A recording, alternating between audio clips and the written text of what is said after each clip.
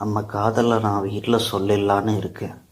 ஏன், நீ காதலிக்கிறதா உங்கள் அம்மா சந்தேகப்படுறாங்களா? எங்கே உன் நெற்றியை காமி. தன் இடது கையால் அவளுடைய தாடையை பற்றி நிமிர் அவளுடைய நெற்றியை பார்த்தான். என்ன பண்ற நீ? சீ, சும்மா இரு.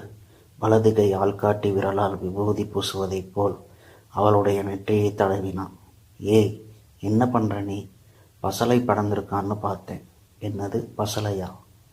ஆமாம், காதல் மிகுதியினால் பெண்களின் நெற்றியில் பசலை படருமாம். அதைக் கண்டு தாய் தன் மகள் காதலில் விழுந்து விட்டாளோன்னு சந்தேகப்படுவாளாம். அப்படின்னா நான் இலக்கியத்தில் படிச்சிருக்கேன். அதான் உன் நெற்றியில் பசலை படர்ந்திருக்கான்னு பார்த்தேன். மண்ணாங்கட்டி, என்னை தொட்டு பார்க்க உனக்கு ஏதாவது சாக்கு? எங்கள் அம்மா சந்தேகமும் படலை, ஒன்றும் படலை சொல்லிவிட்டு பலரசத்தை மெல்ல உறிஞ்சினான். சொல்லு, அப்புறம் எதுக்கு நீ எங்கள் அப்பன் குதிரைக்குள்ள இல்லைங்கிற மாதிரி போகிற? அப்போ சொல்ல வேண்டாமா? சொல்லுவோமே, இப்போ என்ன அவசரம்? கொஞ்ச நாள் ஜாலியாக காதல்களாக என்ஜாய் பண்ணுவோமே. அவனும் பலரசத்தை உறிஞ்சினான். சொல்ல வேண்டிய கட்டாயம் வந்துருச்சு. அப்படி என்ன கட்டாயம்? நேற்று என்னை பெண் பார்க்க வந்திருந்தாங்க. பலரசத்தை உறிஞ்சுவதை நிறுத்திவிட்டு ஆச்சரியமாக நின்றான். இன்ட்ரெஸ்டிங். வச்சி சொச்சி எல்லாம் செய்திருப்பாங்களே. மீந்ததை எல்லாம் ஃப்ரிட்ஜில் வச்சு ஒரு டப்பாவில் போட்டு எடுத்துட்டு வந்திருந்தீங்கன்னா பீச்சில் உட்காந்து ஏயா பேசிட்டு சாப்பிட்ருக்கலாம் இல்லையா? இப்படி ஹோட்டலுக்கு வந்து அனாவசிய காசை வேஸ்ட் பண்ணியிருக்க வேண்டாம். இல்லை, முகத்தை சுளித்தாள் தரணி. சே, சரியான தேனி பண்டாரம். உன்னை எல்லாம் கட்டிக்கிட்டு எப்பத்தான் குப்பை கொட்ட போகிறேனோ சிடுசிடுத்தாள். ஏய், எனக்கு ஒரு சந்தேகம். என்ன என்பதைப் போல் அவனை பார்த்தாள். அதென்ன? பொண்ணுங்க கல்யாணம் பண்ணிக்கிறது புகுந்த வீட்டில் இருக்கிற குப்பைகள்லாம் கொட்டத்தானா? அப்போ பெண்கள் வெறும் குப்பை கொட்டதால் ஆய்க்குன்னு நம்ம சமுதாயம் சொல்லுதா? கருத்து பெண்ணுரிமைக்கு எதிரானதா இல்லையா? இதெல்லாம் ஏன் இந்த மகளிர் அமைப்புகள் கேட்டுக்கிட்டு சும்மா இருக்கு? இந்த கருத்தை எதிர்க்க ஏன் போராட்ட களத்தில் குதிக்கக்கூடாது? வேண்டுமென்றே முகத்தில் கோபத்தை காட்டி மாதவன் ஆக்ரோஷமாக பேச தரணி தன்னையை மீறி வாய்விட்டு சிரித்தாள். இந்த கருத்து பெண்களை அவமானப்படுத்துவதா? யார் சொன்னா? ஒரு பெண் ஒரு வீட்டுக்கு போனால் முதல்ல மாமியார் மனசில் வர்ற தனக்கென எதிரிங்கிற மாதிரி ஒரு எண்ணம் குப்பையாக நிறைஞ்சிருக்கும். அதையெல்லாம் அள்ளி வெளியே கொட்டிட்டு நானும் உங்களுக்கு பொண்ணு மாதிரி தான்னு புரிய வைப்பா மருமக. இப்படி அந்த வீட்டில் மாமனார், புருஷன், மச்சினன், நாத்தனார்னு எல்லார் மனசுலையும் புதுசாக வர்ற இன்னொரு வீட்டு பொண்ணு எதுக்கும் அவளுக்கும் அடிபணிஞ்சு போயிடக்கூடாதுங்கிற ஈகோ, திமிர், ஆணவம், அகங்காரம், அகம்பாவம் இப்படி நெறிஞ்சுக்கிட்டே போகும் பைகளை எல்லாம் அந்த மருமகள் தன் அன்பாலையும் திறமையாலையும் அறிவாலையுமே அள்ளி வெளியே கொட்ட அந்த வீட்டை கோயிலாக மாற்றுவா. அதனால தான் பெண்களை பார்த்து இந்த சமூகம் யார் வீட்டில் போய் குப்பை கொட்ட போகிறேன்னு சொல்லும். இன்னும் சொல்லப்போனால் சமுதாயம் பெண்களை சீர்திருத்தவாதிகளாக தான் பார்க்குது. அவங்களாகத்தான் குடும்பத்தில் இருக்கிறவங்களுக்கும் குப்பைகளை வெளியேற்ற முடியும். அவளை கண்ணிமைக்காமல் பார்த்தான் மாதவன். என்ன அப்படியே வாயை பிளந்துக்கிட்டு பார்க்குறீங்க? அவனுடைய தலையில் செல்லமாக கொட்டினான். ஏய், உண்மையிலேயே நீ இங்கே இருக்க வேண்டிய ஆளே இல்லை. பின்ன அமெரிக்காவில் இருந்திருக்கணும். ஏன், அமெரிக்கா போய் என்ன குப்பால சொல்கிறியா? வந்தவன் கூட அமெரிக்கா மாப்பிள்ளை தான் சான்சஸ் இருக்கு. ஏய், என்ன சொல்கிற? அமெரிக்கா மாப்பிள்ளையா? பதற்றமானான் மாதவன். அவனுடைய பதற்றத்தை கண்டு உள்ளுக்குள் வெடித்து சிரித்தான். இல்லையா, அமெரிக்கா மாப்பிள்ளையா இருந்தாலும் அழகுல அவன் என்னை விட கொஞ்சம் கம்மியாக தான் இருப்பான். பயமாக சொன்ன அவனை பரிதாபமாக பார்த்தாள். அப்படியெல்லாம் ஒன்றுமில்லை. அவனை தலை முதல் கால் வரை அணுவுறவாக பார்த்தேன். உங்களை விட அழகாத்தான் இருந்தார். அடி பாவி, இப்படி உயிருக்கு உயிரான காதலன்கிட்டேயே இன்னொருத்தனை அணுவாக பார்த்தேன்னு சொல்கிறியே, உனக்கு வெக்கமில்லை? நான் அவனை அணுவாக பார்த்ததே அவனை அவாய்டு பண்ண ஏதாவது குறை கிடைக்குமான் தான். அவனுக்கு 1.5 கண்ணு, சப்ப மூக்கு, வெட்டி உதடு, முன் வழுக்கை, இப்படி ஏதாவது ஒரு குறை கிடைக்காதான்னு நானும் தேடி பார்த்தேன். பட் ஒன்றுமே கிடைக்கல. எனக்கு என்ன, வீட்டில் எல்லாருக்கும் பிடிச்சி போச்சு. ஆக ஒன்றும் பண்ணுறதுன்னே தெரியலை. எப்படி சுழட்டி விடுறதுன்னு புரியலை. கூத்தாடுறது குறைதான். ஐயையோ, அப்புறம் என் கதி. நம் காதல் பாவி, காதலிக்கிற பேரில் நான் உனக்கு செலவழித்ததுக்கு எனக்கு நீதி கிடைக்கணும். மாதவன் கையை வருத்தி ஆவேசமாக கத்தினான். தரணி வாய்விட்டு பெரிதாக சிரித்தாள். அம்மாவும் அப்பாவும் என்னோட ஜாதகத்தையும் மாப்பிள்ளையோட ஜாதகத்தையும் எடுத்துக்கிட்டு பொருத்தம் பார்க்க வைத்தீஸ்வரன் கோயிலுக்கு போயிருக்காங்க. அப்போ பொருத்தம் சரியா இருந்தா கல்யாணம்தான். அடிப்பாவி, உனக்கு வருத்தம் இல்லையா? பதற்றமே இல்லையா? உனக்கு பதற்றமா இருக்கா? என்ன ஈரக்கொலையே நடுங்குது. 10 பொருத்தம் என்ன 100 பொருத்தம் இருந்தாலும் இந்த கல்யாணம் நடக்காது. இன்னைக்கு நம்ம காதலை பற்றி சொல்ல போகிறேன். உங்கள் வீட்டில் சம்மதிப்பாங்களா? ஏக்கமாக கேட்டான். முதல்ல சொல்லியிருந்தா ஒரு சமயம் ஏற்றுட்ருப்பாங்க. இப்போ அமெரிக்கா மாப்பிள்ளையோட கம்பேர் பண்ண பார்ப்பாங்க. அமெரிக்கா மாப்பிள்ளை பெஸ்ட்டுன்னு ஆசை காட்டுவாங்க. 10 பொருத்தமும் இந்த மாப்பிள்ளைக்கு பொருந்தி இருக்கு. உங்கள் பொண்ணுக்கு இவர்தான் மாப்பிள்ளைன்னு ஜோசிக்காரன் அடித்து சொல்லிட்டான். நீ மாறிடுவியா? எங்கள் பக்கத்து வீட்டு பெண்ணை பார்க்க வந்த மாப்பிள்ளைக்கும் பொண்ணுக்கும் ஜோசிய 10 பொருத்தம் இருக்குது. இதே பொண்ணு இதே மாப்பிள்ளைன்னு அடித்து சொன்னார். கடைசியில் கல்யாணத்துக்கு முதல் நாள் அந்த பொண்ணு தன் காதலனோட ஓடி போயிட்டான். சொல்லிவிட்டு பெரிதாக சிரித்தாள் தரணி. அப்போது நாமளும் இப்படித்தான் ஓடி போகணுமா? வேறு வழியே இல்லைன்னா அதுதான் வழி. உனக்கும் ரொம்ப தைரியம்தான். அதனால்தான் உன்னை மாதிரி ஒரு பயந்தாங்கோழியை காதலிக்கிறேன். கோபமாக பொது இடம் என்றும் பார்க்காமல் அவளை அடிக்க கையை வாங்கினான் மாதவன். தரணி வீட்டிற்கு வந்தபோது இரவு 8 மணி. கூடத்தில் அமர்ந்து ஹோம்ஒர்க் செய்து கொண்டிருந்தாள் தங்கை வேதா. வேதா, அம்மா அப்பா வரலையா என்றாள். இல்லை, நிமிரானவே சொன்னாள்.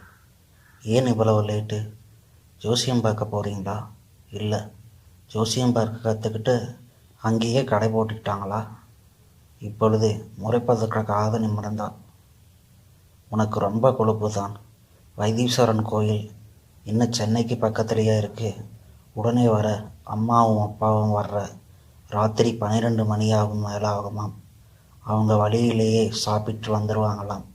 மாவு இருக்குது, இட்லியாவது தோசையாவது ஊற்றி நம்ம 2 பேரையும் சாப்பிட்டு படுக்க சொன்னாங்க.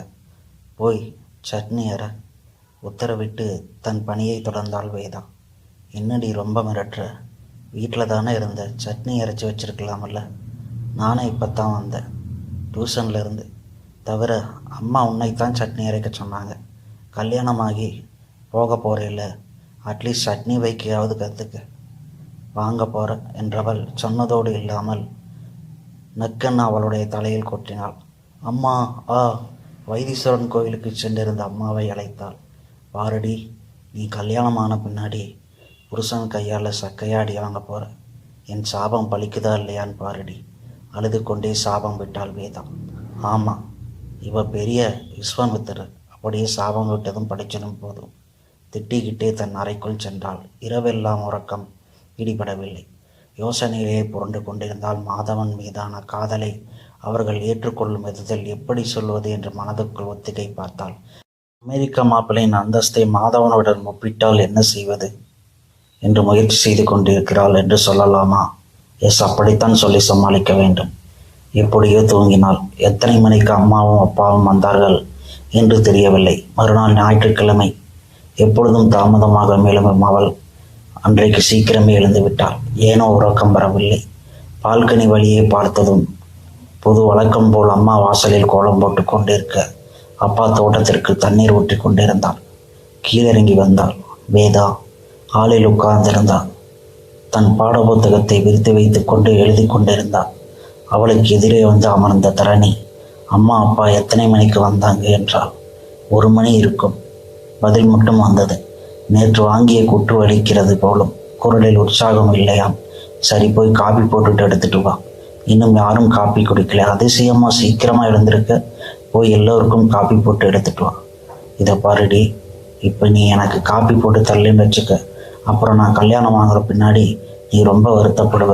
ஐயோ அக்கா, காப்பி கேட்டேலை, என போட்டு கொடுக்கலாமே, போயிருக்கலாமே ஃபீல் பண்ணுவேன். இப்போதெல்லாம் முகம் நிமிர்ந்து வேதா இலக்காரமாக சிரித்தான். என்னடி சிரிக்கிற? நினப்பு தான் பொழப்ப கெடுத்துச்சான். சொல்லிவிட்டு வாய்விட்டு சிரித்தாள் வேதா. என்னடி கிழவையாட்டம் பழமொழி பேசுகிற? உனக்கு இப்போதைக்கே கல்யாணம் ஆகாதாம். ஜோசியை சொல்லிட்டாராம். என்னது, கல்யாணம் ஆகாதான்? ஆமாம், கனவுல அமெரிக்கா பறக்கிற எண்ணமெல்லாம் ஸ்டாப் பண்ணிடு. தரணி மாப்பிள்ளையோட பண்ணிக்க ஆர்வமானாள். ஏன் கல்யாணம் நடக்காதாம்? சகடை நடக்காதாம். சகடைனா சகடையோ பகடையோ யாருக்கு தெரியும்? சகடை நடக்கிறதால கல்யாணம் 2-3 வருஷத்துக்கு நடக்க வாய்ப்பு இல்லையா? அம்மாவை ஜோசியக்காரன் என்ன சொன்னார்னு கேட்டதுக்கு சொன்னாங்க, உன் ஜாதகத்தில் ஏகப்பட்ட சிக்கல் இருக்கான். சிக்கலோ சிக்கல், இடியாப்ப சிக்கல். பேர்வழின்னு ஜாதகம் பார்க்கற கூட தெரிஞ்சுக்கிறதுக்கு கவலைப்பட சொல்ல வேண்டிய அவசியம் இல்லை. மெதுவாக, அடப்பாவி, நல்லதா போச்சு, இப்போதைக்கு கல்யாணம் இல்லை சொல்லிக்கொள்ளலாம் பெருமூச்சு விட்டார். மாப்பிள்ளை பணக்காரரிடம் அமெரிக்காவில் வேலை பார்க்கிறார். சின்னவருக்கு வயசு 24. சின்னவருக்கு முடிக்கலாம்னு அம்மா வருத்தப்பட்டாங்க. ஏக்கமாக சிரித்தார். வயசு இல்லைன்னா என்ன, மற்ற எல்லா விஷயங்களையும் ஃபாஸ்டாக தானே இருக்க, நீயே பண்ணிக்க ஏன் என்று சிரித்தால் மனதிற்குள் நிம்மதி பரவியதாய். போனா போகுது, நல்ல செய்தி சொல்லியிருக்க, நானே காப்பி போட்டுட்டு வர்றேன் என்று உள்ளே சென்றாள். இவள் என்ன லூசா, அமெரிக்கா மாப்பிள்ளையோட நடக்க முடியாமல் போனதுக்கு வருத்தப்படாமல் சந்தோஷப்படுறாள். யாராவது சகோதரியை பார்த்தால் காதலிக்கலாங்களா சந்தேகமா? சமையலறைக்குள் வந்த தரணி சந்தோஷமாக கேஸை பற்ற வைத்தாள். டே மாதவா, நம் காதலுக்கு இப்போது தடை எதுவும் இல்லை, நிதானமாக சொல்லிக் கொள்ளலாம், ஜாலியாக காதலிக்கலாம் என மனதில் மாதவனை நினைத்து கொண்டு வந்து வாழ்க ஜோசியக்காரன். நம்ம காதல் அவனுக்கு தெரிந்திருக்கிறது போல இருக்கிறது, அதனால் தான் சகடை பகடை என்று சொல்லி இருக்கிறான். காப்பி கொட்டைகளை தட்டில் வைத்து எடுத்துக்கொண்டு கூடத்திற்குள் வந்தாள். இந்த அடி எடுத்துக்க, தங்கையிடம் நீட்ட அவள் ஒரு கப்பை எடுத்துக்கொண்டாள். அம்மா அப்பாவிடம் கொடுக்க வெளியே வந்தாள். அம்மா கோலத்தை முடித்துவிட்டு வராண்டாவில் வந்து அமர்ந்தாள். அப்பாவும் தண்ணீர் ஊற்றுவதை முடித்து கொண்டு அம்மாவுக்கு அருகில் வந்து அமர்ந்தார். அம்மா போட்ட கோலம் இங்கிருந்து தண்ணீர் உறிஞ்சிய மண் தரையில் வெள்ளை வெளிரென பளிச்சென சிரித்தது. அந்த கோலச்சிரிப்பு அதை போட்ட அம்மாவின் முகத்தில் இல்லை. அப்பா ஊற்றிய தண்ணீரை குளித்ததும் குதூகலத்துடன் சிரித்த மலர்களின் சிரிப்பு அப்பாவின் முகத்தில் இல்லை. வந்து அமர்ந்தவர்களுக்கு காப்பி கொடுத்தவள் அங்கேயே அமர்ந்தாள். தானும் பருகியவள். இருவரும் அவளை நிமிர்ந்து இல்லாதவர்களைப் போல் தலையில் குனிந்து கொண்டு காப்பியை அறிந்தனர். பார்க்க தைரியம்.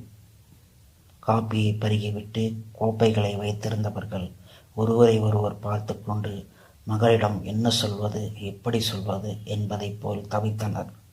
அம்மா தடுமாறுவதையும் தவிப்பதையும் பார்த்தாள் தரணி. சூழ்நிலையை இலகுவாக்க அவளே பேச்சை ஆரம்பித்தாள். அம்மா, ராத்திரி எத்தனை மணிக்கு வந்தீங்க?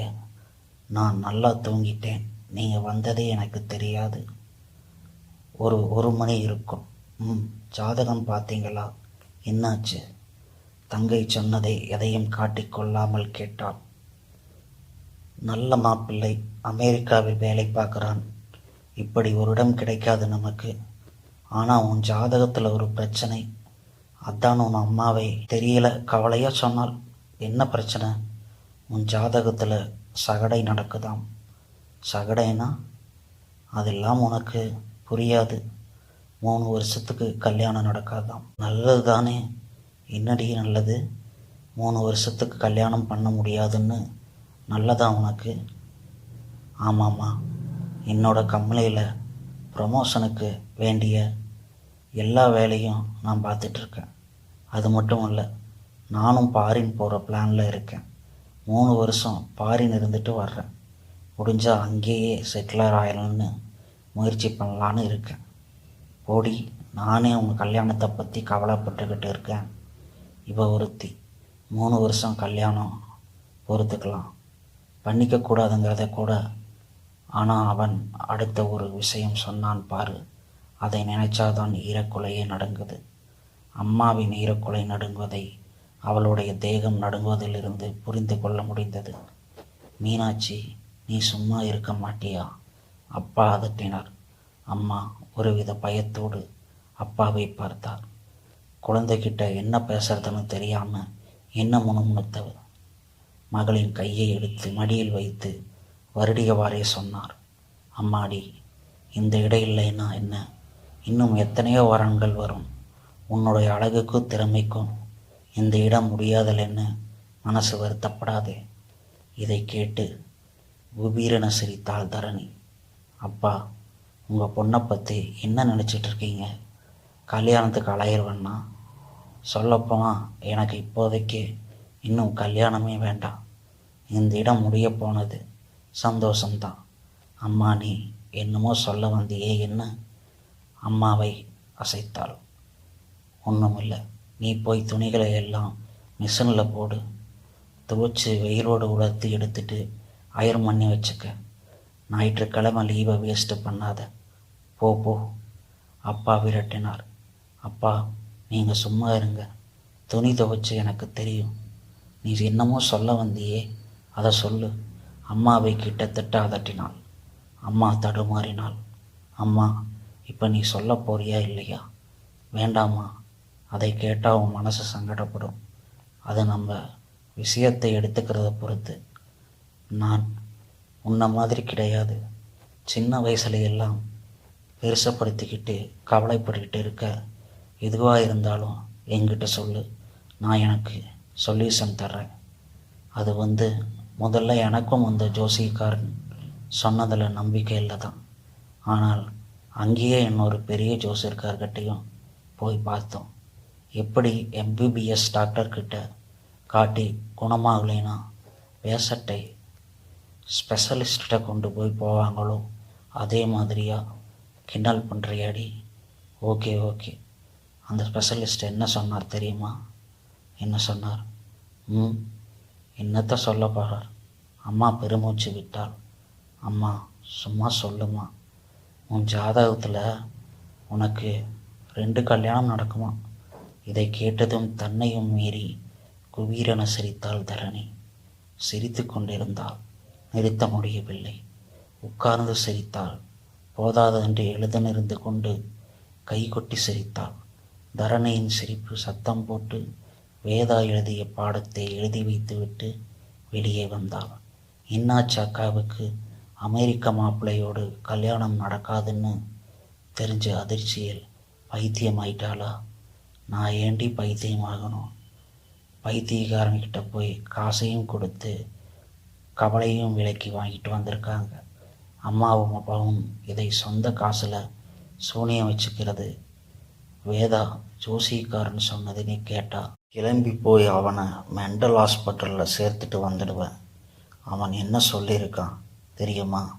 ஹஹஹா. அவளால் சொல்ல முடியவில்லை. ஒரு வழியாக சிரிப்பு சத்தத்தை குறைத்து கொண்டு, எனக்கு 2 கல்யாணம் நடக்குமா? என்னை பார்த்தா 2 கல்யாணம் பண்ணிக்கிற பொண்ணு மாதிரியே இருக்குது. முன் காலத்தில் எல்லாம் ஆம்பளைங்க தான் பொண்டாட்டியே இருக்கும்போதே இன்னொரு கல்யாணம் பண்ணிப்பாங்க. இனிமே நான் நிறைய பாக்கியராஜ் படம் பார்க்கணும்னு 2 பொண்டாட்டியை எப்படி சமாளிக்கிறதுன்னு அவர் படத்தில் தான் நிறைய ஐடியா கிடைக்கும். எனக்கு யூஸ்ஃபுல்லாக இருக்கும். சீ, உனக்கு வெக்கமாக இல்லை இப்படி பேச? வேதா திட்டினாள். இப்படி சொன்னவனுக்கே வெக்கம் இல்லையாம். எனக்கு எதுக்கு வெக்கம்? சிரித்தது போதும், இப்படி உட்கார். அம்மா அவளுடைய கையை பற்றி இழுத்து அங்கே உட்கார வைத்தாள். இங்கே பாருடி, இது சிரிக்கிற விஷயம் இல்லை, சீரியஸான விஷயம். உன்னோட லைஃப்பில் 2 தடவை கல்யாணம் நடக்குமாம். முதல்ல நடக்கிற கல்யாணம் டைவர்ஸில் முடியும். இல்லாட்டி புருஷன் மண்டையை போட்டுடுவானா? என்னடி எல்லாத்தையும் எடுத்துக்கிற? இப்படி விளையாட்டா? சரி, சீரியஸாக எடுத்துக்கிறேன். சொல்லு.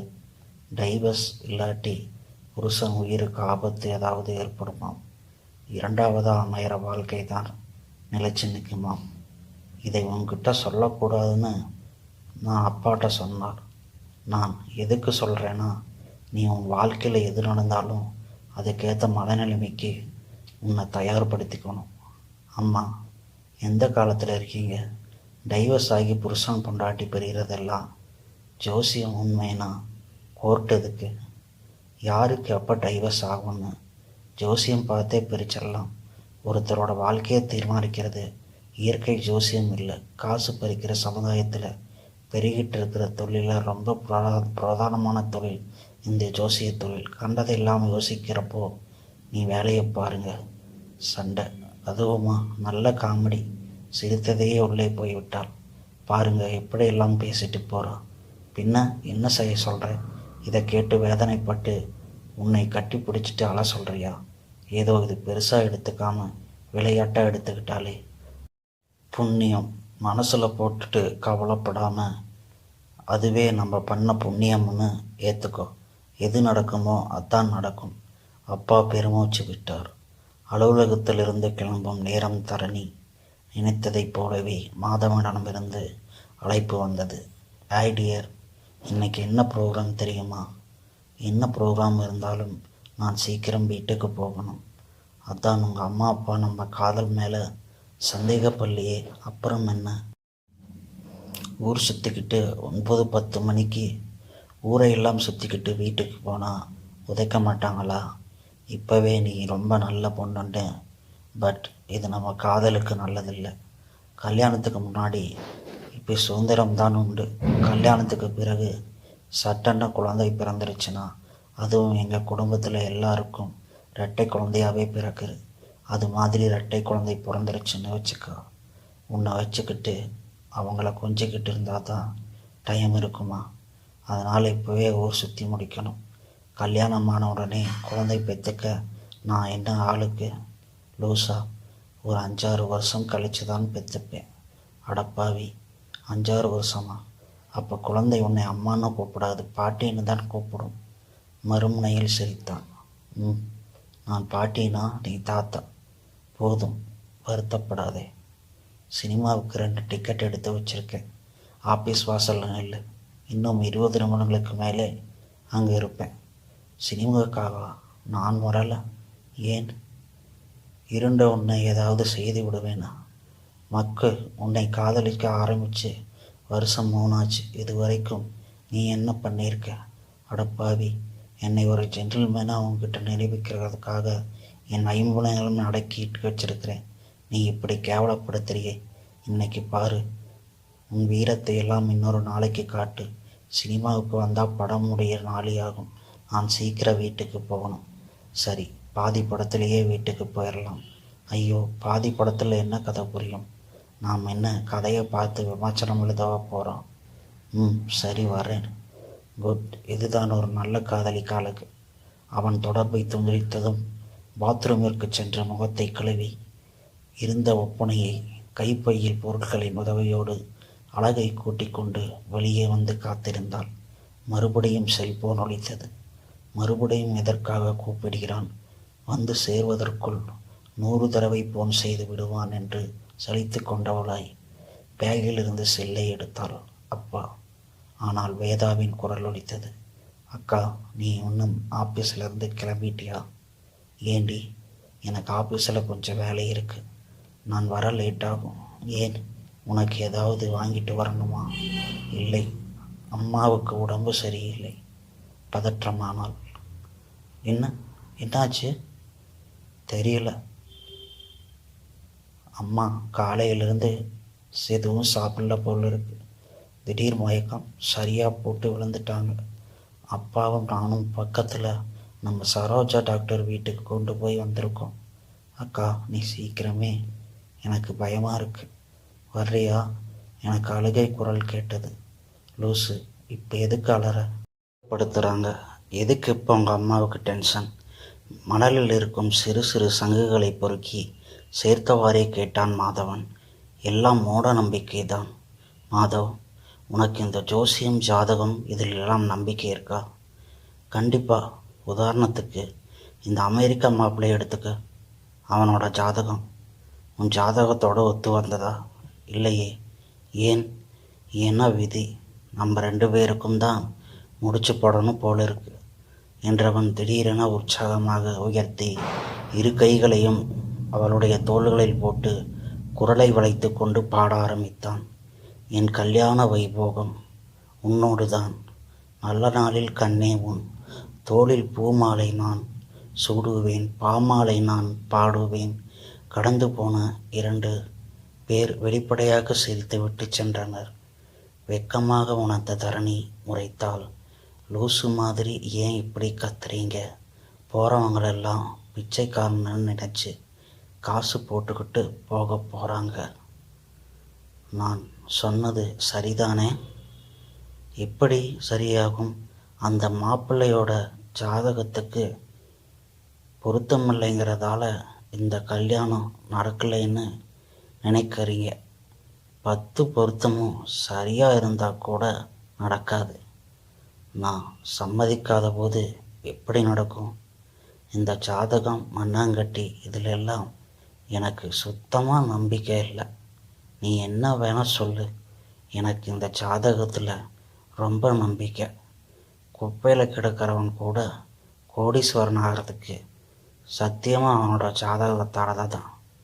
கோடீஸ்வரன் கூட குப்பை மேட்டுக்கு வர்றதும் ஜாதகத்தால் தான். என்னால் இதை ஒத்துக்கவே முடியாது.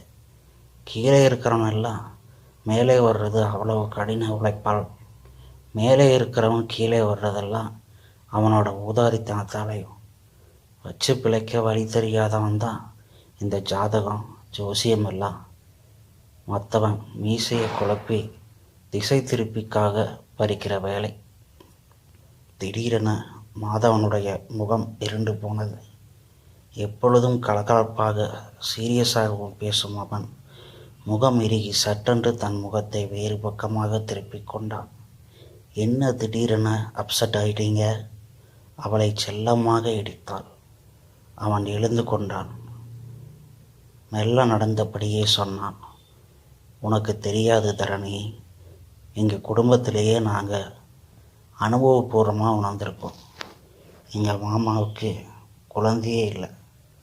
பிறக்கிற குழந்தையெல்லாம் பிறந்த உடனே 2-3 நாள்லேயே இறந்துடும். ஒவ்வொரு குழந்தைக்கும் அவ்வளவு வைத்தியம் பார்ப்போம். இதே கதையாச்சும் தோசியம் பார்த்து அவங்க ஜாதகத்தில் குழந்தை பாக்கியமே கிடையாதுன்ட்டார். அதே மாதிரி ஆயிடுச்சு. இன்னைக்கு வரைக்கும் அவங்களுக்கு குழந்தையே இல்லை. மாதவ், சும்மா எதையோடவோ முடிச்சு போடாதீங்க. தொடர்ச்சியாக குழந்தை பிறந்த உடனே இறக்குதுன்னா உடல் அளவில் பிரச்சனை இருக்கும். கர்ப்பத்தில் இருக்கிற வரைக்கும் நல்லா இருந்த குழந்தை வெளியே வந்ததும் ஆக்சிஜனை சரியான அளவில் எடுத்துக்கொள்ள வேண்டிய திறன் போதுமானதாக இல்லாமல் இருக்கும்.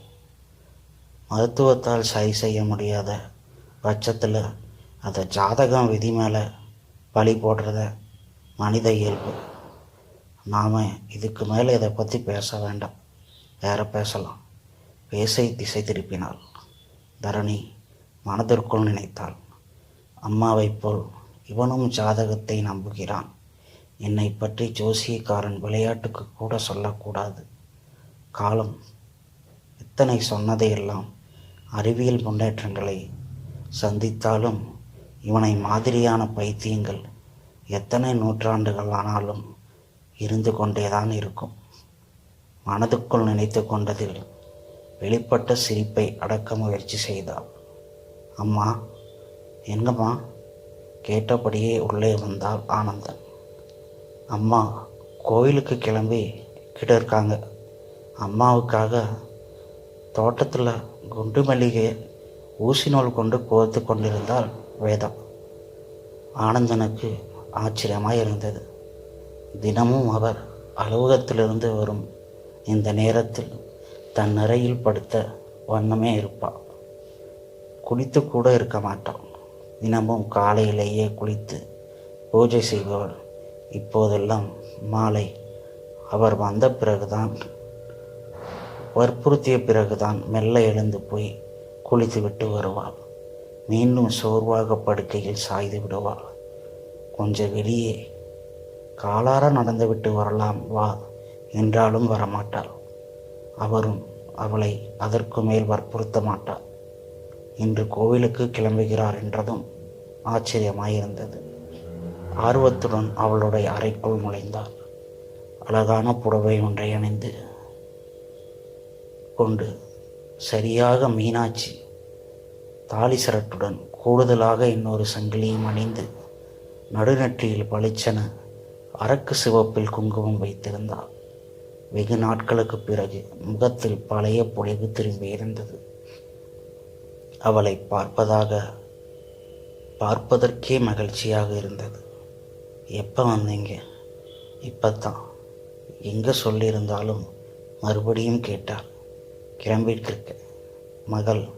கோவிலுக்கு போனால் மனசு கொஞ்சம் நிம்மதியாக இருக்கும் போல் இருக்கு. அதான் பெரிய நாயகி கோவில் வரைக்கும் போயிட்டு வரலான்னு கிளம்புகிறேன். தனியாவா போகிற? ஆமாம், நானும் வர்றேன். முகம் கழுவி வேட்டி கட்டுக்கிட்டு வந்துடுறேன் என்று அலுவலக களைப்பு மறைந்தவராக முகம் கழுவி வேட்டி சட்டையில் பளிச்சென வந்தவரிடம் சூடான காப்பியை நீட்டினார். பல நாட்களுக்கு பிறகு மனைவி தரும் காப்பி. தினம் காலை மாலை இருவேளைகளும் காப்பி தருவார். இருவரும் நடந்தே கோவிலுக்கு வந்தனர்.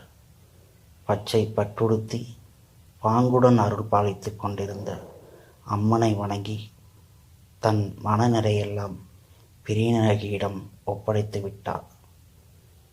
சுற்றி வளைத்த ஒரு இடத்தில் அமர்ந்தனர். ஏதோ பெரியநாயகி அம்மன் தான் மனசு வைக்கணும். என் பொண்ணு வாழ்க்கையில் எது நடந்தாலும் அதை எதிர்கொள்கிற தைரியத்தை தரணும் என்றார்.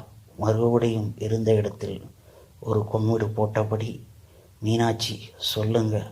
அர்ச்சனை கூடையில் ஐயர் கொடுத்த பூவை கொண்டையில் சூடியபடியே கணவரை பார்த்தாள். மீனாட்சி, நான் உங்கள்கிட்ட ஒரு விஷயம் சொல்லணும். சொல்லுங்க. கேட்டு நீ அதிர்ச்சி அடையக்கூடாது. என்ன? நீ வீணாக டென்ஷனாக, ஆனால் உன் உடம்புக்கு தான் வீணாக போகுது. ஜோசியர் சொன்ன விஷயத்தை விடவா நீங்கள் அதிசயமான விஷயத்தை சொல்ல போகிறீங்க? சொல்லுங்க என்றாள். நம்ம தரணி இருக்கிறாள், அவள் ஒரு பையனை காதலிக்கிறான்னு நினைக்கிறேன். அதிர்ச்சியாக கணவரை பார்த்தாள். என்ன சொல்கிறீங்க?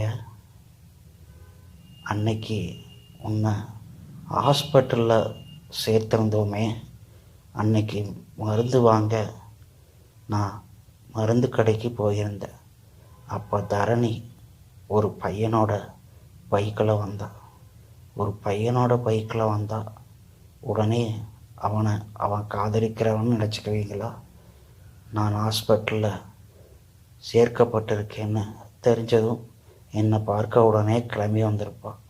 அவசரத்துக்கு ஆட்டோ கிடச்சிருக்காது, கூட வேலை பார்க்கறவங்களோட பைக்கில் வந்திருப்பான்.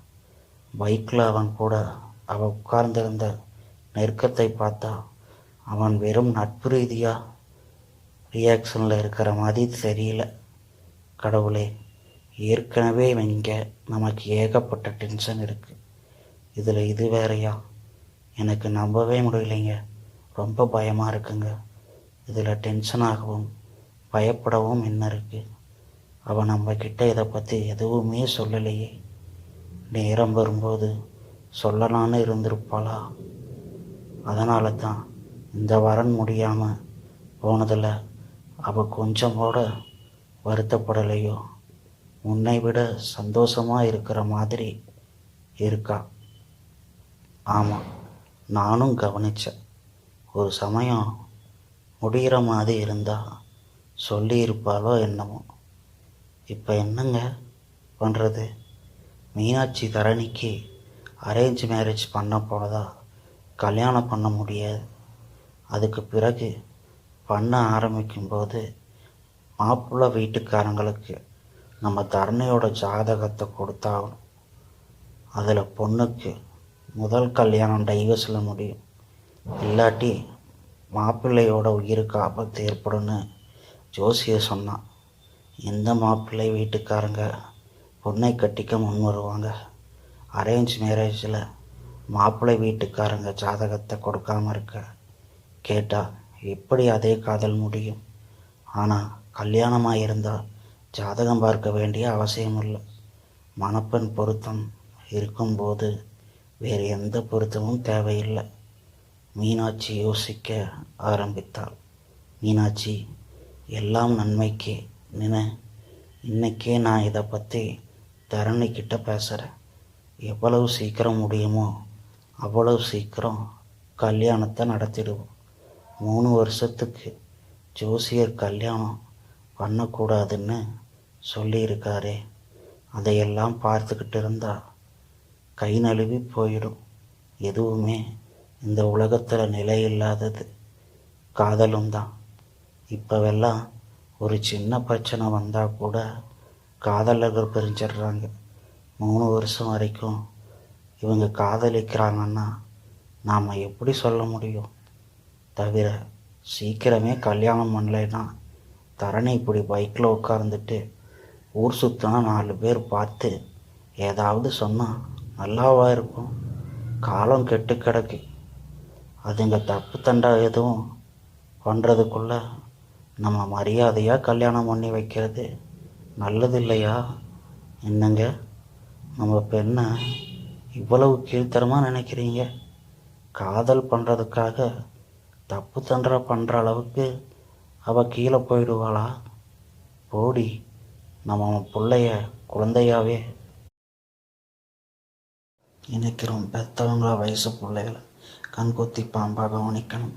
குழந்தைய ஈ கடிக்காமல் எறும்பு கடிக்காமல் எப்படி ஒரு தாய் பார்த்துப்பாலோ அதே மாதிரி வயசுலேயும் சமுதாய சீர்கேடு ஈ கடிக்காமல் நம்ம குழந்தைய பார்த்துக்கணும். நம்பிக்கை அவங்களுக்கு பிடிச்சவங்க புது ஜெனரேஷன் உள்ளவங்க நினச்சி நம்ம பெருமையை கண்டுக்காமல் விடுறதால நாட்டில் நிறைய பாலியல் சீர்கேடுகள் நடக்குது. எந்த அளவுக்கு அவங்களுக்கு படிப்பும் அறிவும் உச்சநிலையில் இருக்கோ அந்த அளவுக்கு பாலியல் விழிப்புணர்வு இல்லை. இருந்தால் பொண்ணுங்க ஃபேஸ்புக் நண்பர்களை நம்பி தனி இடங்களுக்கு போவாங்களா? வாழ்க்கையை சீரழிச்சிருப்பாங்களா? ஆனந்தன் திடீரென டென்ஷன் ஆகி சமுதாய சீர்கேட்டுக்குள் மூழ்கிவிட அவரை வெளிக்கொண்டு வர மீனாட்சி சற்றே சிரமப்பட்டாள். உடனே கல்யாணம் பண்ணுவோம், அதுக்கு ஏன் இத்தனை டென்ஷன் பண்ணுறீங்க? கையோடு கொண்டு வந்து அந்த தண்ணீர் பாட்டலை திறந்து நீட்டினாள். தண்ணீர் அவருடைய சிவந்து விட்ட விழிகளை சீரான நிலைக்கு கொண்டு வந்தது. இரவு 8 மணிக்குத்தான் வீட்டுக்கு வந்தால் தரணி. அம்மாவும் அப்பாவும் சாப்பிட உட்கார்ந்தனர். வேதா இருவருக்கும் மாறி மாறி சூடான தோசைகளை சுட்டு சுட்டு வைத்தபடி சாப்பாட்டும் மேஜைக்குமாக நடந்து சமையலறைக்குள் கொண்டிருந்தாள்.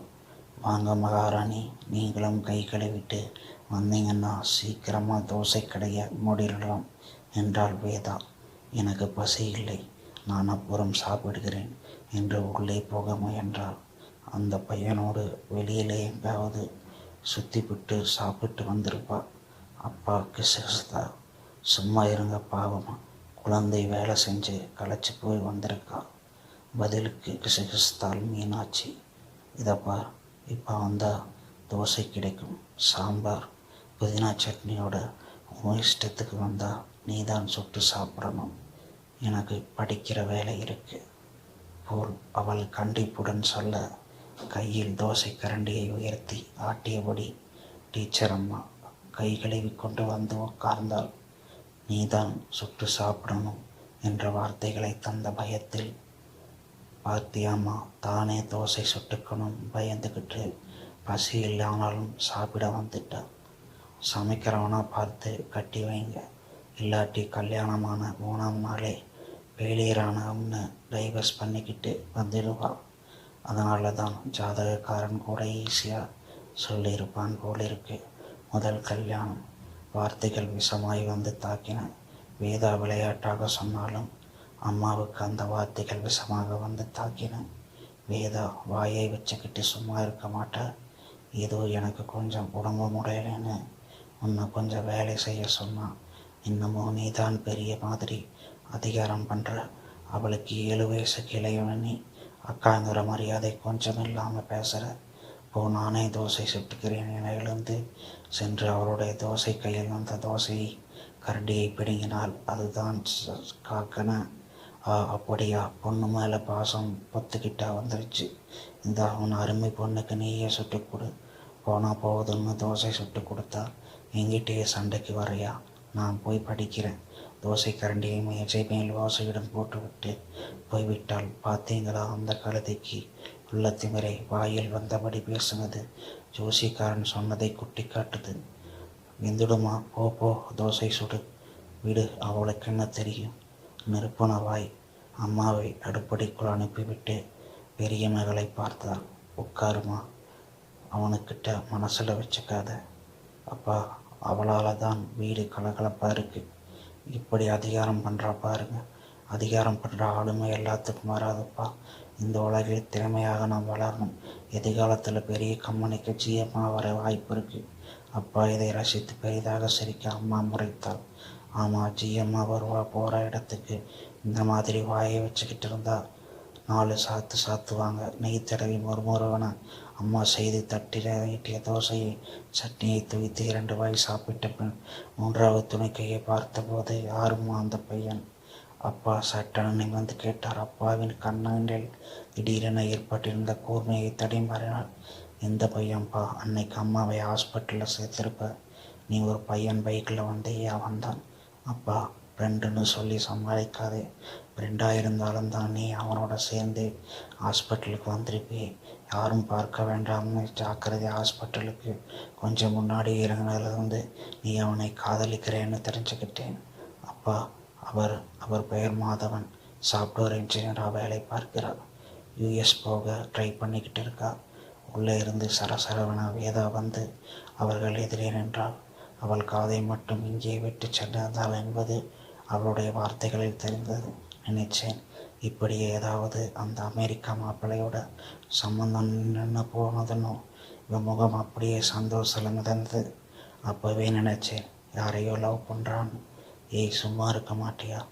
அம்மா அடுத்த தோசையை கரண்டியால் ஏந்தியபடி வந்து அதட்டினாள். அந்த பையனை ஒரு நாள் வீட்டுக்கு கூட்டிட்டு வாம்மா, பேசி முடிப்போம். சம்பந்தம் பேசலாங்கிறீங்களா? ஐயையோ, இது என்ன அநியாயம்? எல்லா வீட்லேயும் பொண்ணு காதலிச்சா பெற்றவங்க அறிவாலை எடுத்துக்கிட்டு குதிப்பாங்க. இங்கே என்னடானா கூட்டிட்டு வா. வேதா குதித்தா. என்ன பண்ணுறது? எனக்கு அப்பாங்கிற ஈகோவை காட்ட அறிவாலை தூக்க ஆசைதான் இருக்கு. ஆனால் இவ ஜாதகம்தான் ஏருக்கு மாறாக இருக்கு. அரேஞ்ச் மேரேஜ் பண்ணால் வர்றவங்கிட்ட ஜாதகத்தை கொடுக்கணும். அதை பார்த்து அவங்க ஓடிடுவாங்க. அதான் காதல் கல்யாணத்தில் ஜாதகமெல்லாம் பார்க்க வேண்டிய அவசியம் இல்லையே.